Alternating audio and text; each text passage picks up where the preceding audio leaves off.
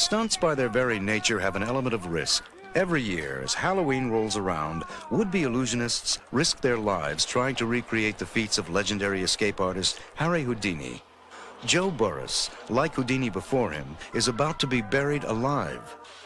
What makes this stunt so dangerous is that Burris is being buried under dirt and tons of concrete.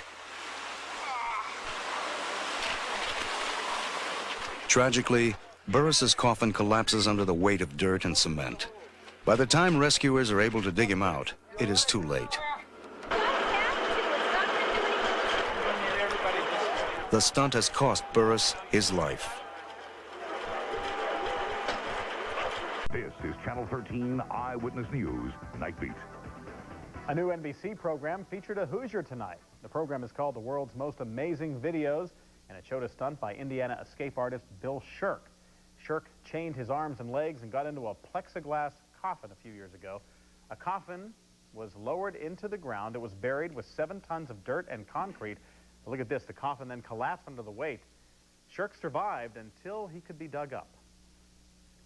This particular stunt was where I was put into a plexiglass coffin, and then they put me down in a 6-foot hole, and then they poured on dirt and then 7 tons of cement, and the thing collapsed, and I was lucky to survive. Shirk owns several Indiana radio and television stations. And then buried alive under 7 tons of dirt and cement. But something goes terribly wrong. Exclusive, the greatest show of Amazing Joe. All of Joe's family was there to witness his greatest moment, and they were videotaping it so they could cherish it forever. But as our Mike Watkins tells us, something happened that turned this video into a horror movie. He would have been world-famous escape artist taking on something that no one has taken on before. Houdini had been buried alive once and panicked. They had to dig him out. Through the chains, through the shackles, through the handcuffs. I burrowed my way through 3.5 feet of dirt. You get through all this before the cement hardens. He was a showman, and you never knew where the show ended and the real life took on. You realize that cement starts to harden first at the lower elevation, so it's going to be hard. You mean it hardens at the lower part? I thought it started at the top. No, it hardens at the lower. No. In fact, I shouldn't even kid. This is very serious. This is no magic trick like you've been seeing here tonight. He thought Houdini was one of the great escape artists, and he wanted to be better than Houdini. And he was close. You know, Houdini failed at this, and he was only using dirt.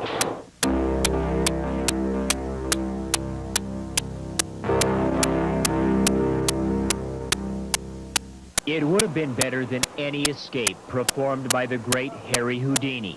But in an eerie twist of fate, the amazing Joe Burris lost his life exactly 64 Halloweens from the day Houdini died. Burris's stunt, buried alive, became all too real when the coffin he built himself collapsed under the weight of 7 tons of dirt and cement.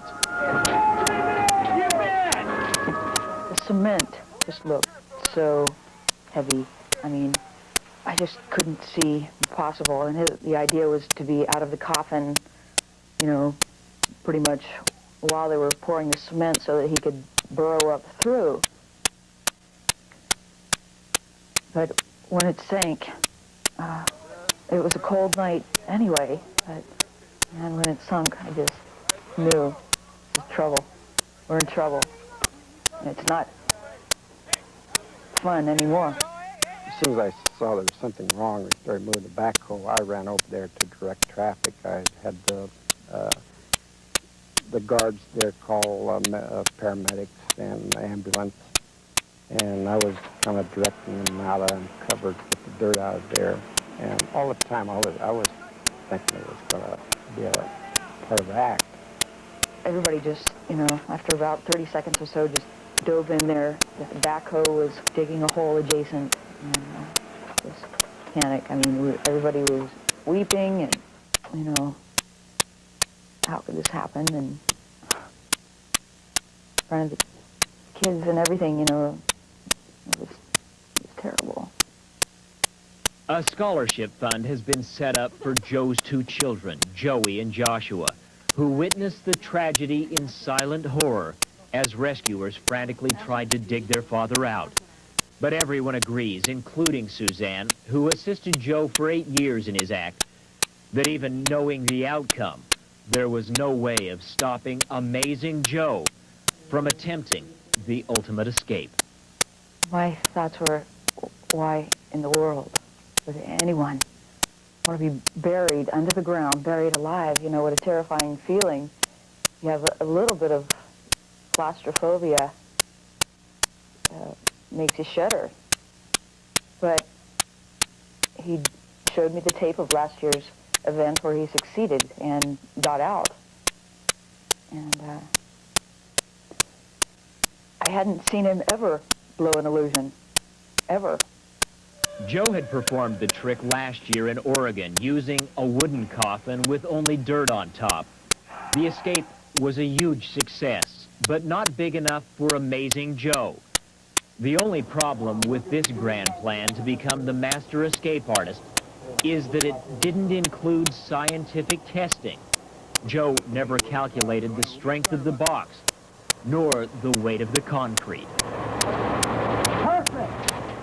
He told me just a few days before that something Houdini said that was, it will either be fate or my foolishness that kills me, and it was Houdini's foolishness and Joe's too.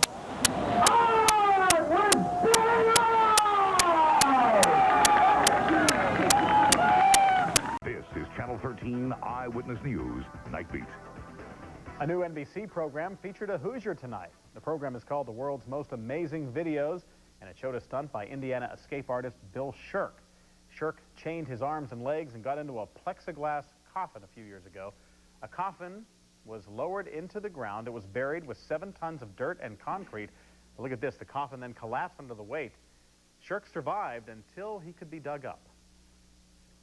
This particular stunt was where I was put into a plexiglass coffin, and then they put me down in a 6-foot hole, and then they poured on dirt and then 7 tons of cement, and the thing collapsed, and I was lucky to survive.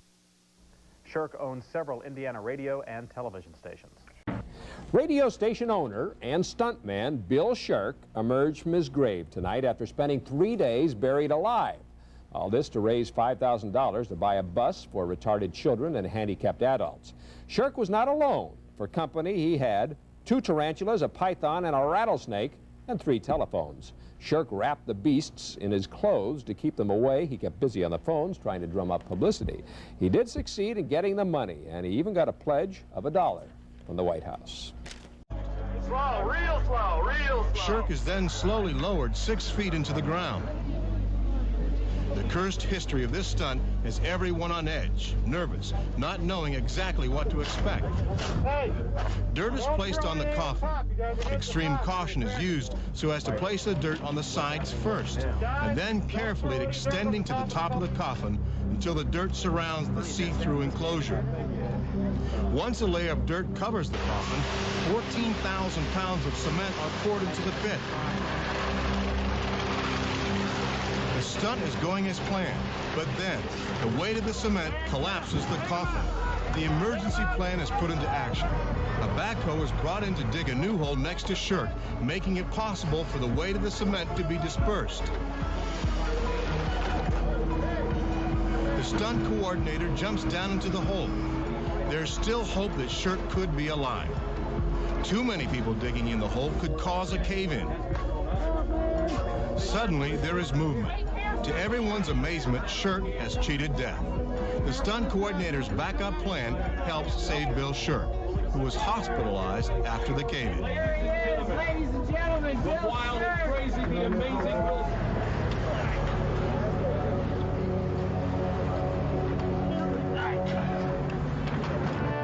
When